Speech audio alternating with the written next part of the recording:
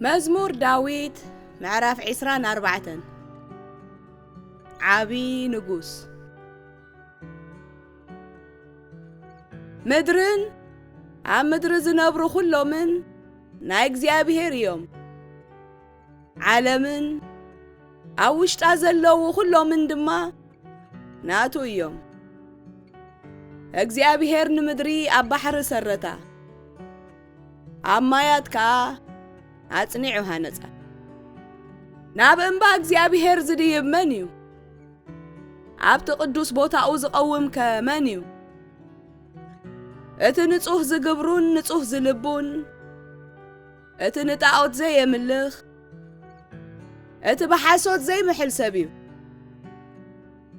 ነዚ ከምዚ ዝበለ ሰብ እግዚአብሔር ይባርኾ እቲ መድሓኒኡ ዝኾነ ኣምላኽ እውን የጽድቆ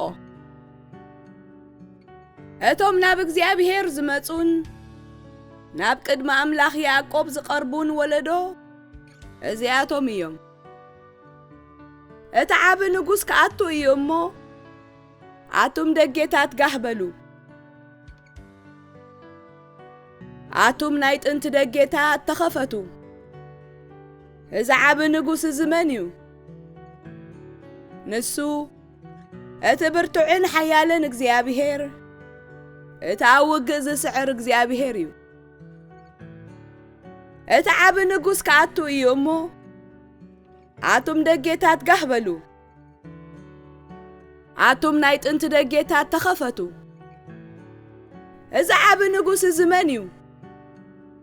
እግዚአብሔር ጎይታ ሰራዊት እቲ ዓብ ንጉስ እዩ